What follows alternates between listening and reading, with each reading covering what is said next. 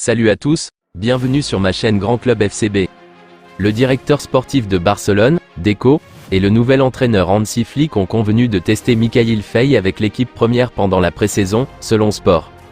Le Barça a reçu plusieurs propositions pour Faye, la source citant 8 équipes qui ont manifesté leur intérêt pour la signature du jeune. Faye a reçu de telles propositions pour Faye en janvier, mais a choisi de rester avec le Barça après que Deco lui ait promis des minutes avec la première équipe. Deco a essayé de convaincre Xavi de donner quelques minutes à Faye vers la fin de la saison, mais Xavi n'a jamais accepté l'idée. Ainsi, Faye a continué à briller avec le Barça Athletic. Flick surveillera Faye de près pendant la pré-saison avant de prendre une décision finale concernant le joueur. Si l'Allemand est suffisamment impressionné, le jeune pourrait être un membre clé de l'équipe première la saison prochaine. Sinon, le Barça tirerait profit de Faye au milieu de ses difficultés financières. Hansi Flick, l'entraîneur du FC Barcelone, aurait déjà un premier gros ressenti suite à son arrivée. Alors qu'il pourrait opter pour un 4-2-3-1 au lieu du traditionnel 4-3-3 de Xavi, il serait très enthousiaste à l'idée de travailler avec les cadres actuels tels que Robert Lewandowski, Ronald Araujo, Frenkie de Jong, Gavi ou encore Pedri. Sa seule grosse demande serait le recrutement d'un numéro 6 capable de remplacer Sergio Busquets, parti l'an dernier. Si sa priorité se nommerait Joshua Kimmich, l'affaire serait encore loin d'être bouclée alors que les finances catalanes seraient toujours précaires. Affaire à suivre. Le Real Madrid envisage de recruter Joshua Kimmich comme successeur potentiel de Toni Kroos, selon le média allemand Bild. Kimmich a été nommé cible prioritaire du Barça cet été après que son ancien coach Hansi Flick a été nommé manager du Barça après Xavi.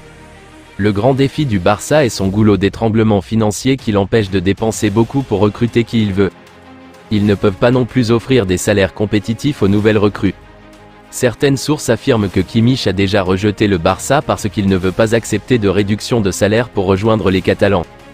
Pendant ce temps, le Real Madrid aura un gros poste vacant au milieu de terrain lorsque Kroos prendra sa retraite à la fin de la saison. Les Madridistas n'ont pas de problème d'argent comme le Barça et pourraient facilement convaincre Kimmich. Ne soyez donc pas surpris si Kimmich finit par se retrouver au Real Madrid, pas au Barça.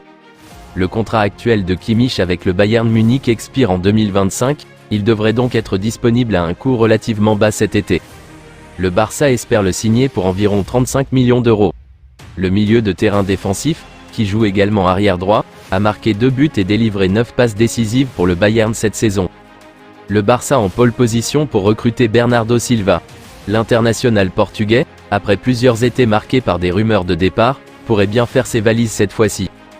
Parmi les clubs intéressés, le Paris Saint-Germain et le FC Barcelone se positionnent en tête de liste. Ces dernières semaines, les tendances semblent favorables au club catalan, où le joueur aurait manifesté son désir de continuer sa carrière. La situation est compliquée par les exigences strictes du fair-play financier imposées par la Liga. Ces contraintes rendent toute acquisition de joueurs de haut niveau particulièrement ardue pour les Blaugrana. Bien que la clause libératoire de Bernardo Silva, fixée à 50 millions de livres, environ 58 millions d'euros, semble relativement accessible, elle reste hors de portée pour les finances actuelles du Barça. Cette clause stipule que le FC Barcelone peut échelonner le paiement de la clause libératoire en 3 versements annuels de 19 millions d'euros. Une telle disposition rend le transfert de l'international portugais beaucoup plus réalisable pour le club catalan. Grâce à cette clause spéciale, le FC Barcelone se trouve en position favorable pour conclure le transfert.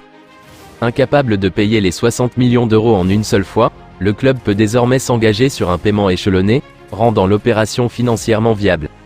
En revanche, le PSG, principal concurrent, ne bénéficie pas de cette flexibilité et devra trouver une autre approche pour attirer le joueur. La décision finale repose maintenant entre les mains de la direction barcelonaise et de leur nouvel entraîneur, Hansi Flick.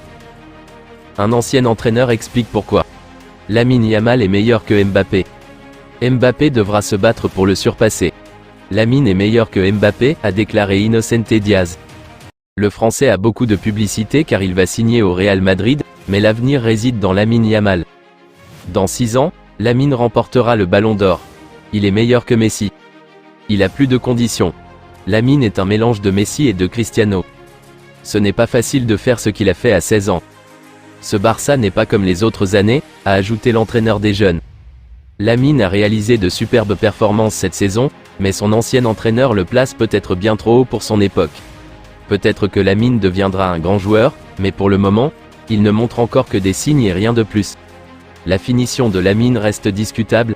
Il n'a marqué que 7 buts en 50 matchs, soit 4 de moins que Fermin qui a joué moins de matchs et est milieu de terrain. Si vous avez aimé cette vidéo, merci de liker, partager, commenter, surtout vous abonner à la chaîne.